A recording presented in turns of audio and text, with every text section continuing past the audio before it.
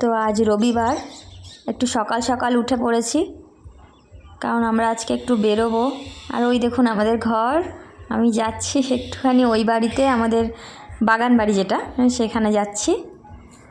এই দেখুন আমাদের এখানে বট গাছ আছে, সেখানে সবাই ঠাকুর মানে রাখে, পুরাতন ঠাকুর রেখে যায়, আমরাও রাখি, পুজোও দিই।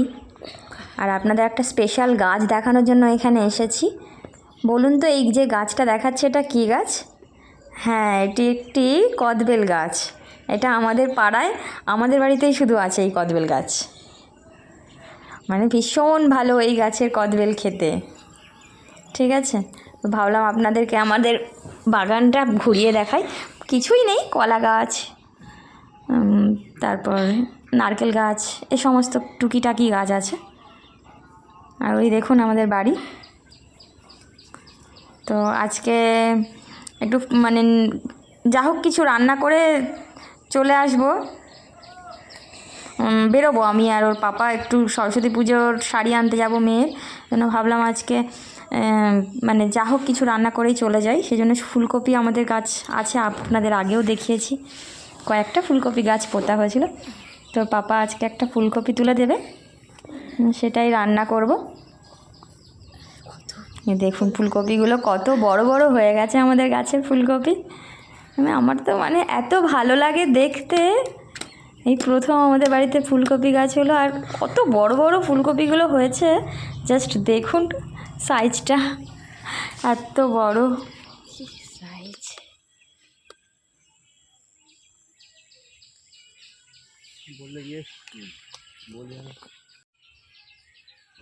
সোনা ওদিকে চিৎকার করছে, ঘুম থেকে উঠে গেছে আর ডাকছে, দেখি যাওয়া যাক কি করছে। ঠিক আছে, তো এই দেখুন সকাল সকাল উঠেই জেলি নিয়ে বসে পড়েছে। কোথায় খাবে? এখন জেলি খাবে, দেখি।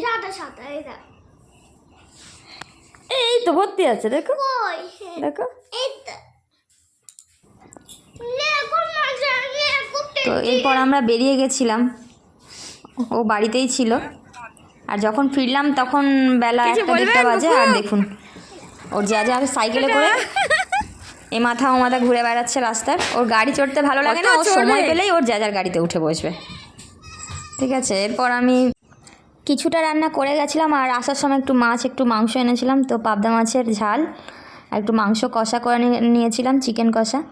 আর আগে থেকেই সবজি দিয়ে ডাল, ফুলকপি আলু ভাজা আমি করে রেখে গেছিলাম। তো আজকের মেনুটা এটাই, পাঁপড় ভাজা, ডাল, ফুলকপি আলু ভাজা, পাবদা মাছের ঝাল আর চিকেন কষা। তো খাওয়া দাওয়া সেরে এবার সানু একটু ওর পাপার সঙ্গে মজা করে নিল। ঠিক আছে, তো এরপর আমরা দেখব সরস্বতী পুজোর শাড়িটা। তো ফ্রেন্ড, এটা হচ্ছে সরস্বতী পুজোর শাড়ি। বলবেন যে সরস্বতী পুজোর শাড়ি মানে এনেছি কিনে। আর ওই যে লাল সায়া, ও দেখুন কত খুশি। আর এই দুটো ব্লাউজ, তো আপনাদেরকে ভিডিওটা মানে দেখাবো যে কোন ব্লাউজটা পরে ওকে বেশি মানাচ্ছে। আপনারা কমেন্ট করে জানাবেন, সেটাই ও পরবে। তো ওর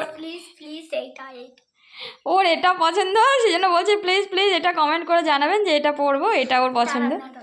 এইটা আমার এর সঙ্গে এইটাই মানাবে। দেখুন হলুদ শাড়ি আর হলুদ ব্লাউজ পরুন। আপনারাও দুর্গা পুজোতে এটাই পরবে জানি আমি।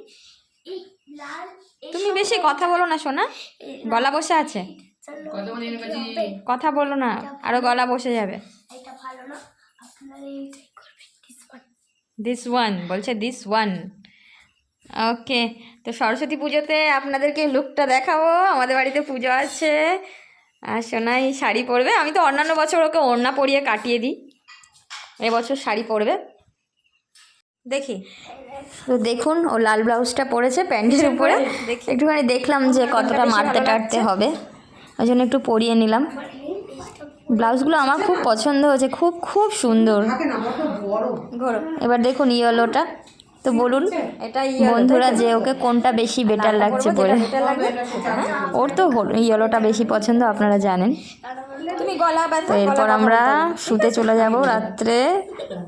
শুতে গিয়ে দেখুন পাপার সঙ্গে ওর মস্তি খানিকটা দেখে, এই ভিডিওটা দেখতে দেখতেই আমরা ভিডিওটা শেষ করছি আজকের ব্লগটা। তো আপনাদের ভিডিওটা কেমন লাগলো অবশ্যই জানাবেন, কমেন্ট করবেন, ঠিক আছে? আর অবশ্যই সাবস্ক্রাইব করবেন, লাইক করবেন, শেয়ার করবেন। আবার ফিরে আসবো কয়েকদিনের মধ্যে নেক্সট ভিডিও নিয়ে। ততক্ষণের জন্য গুড নাইট।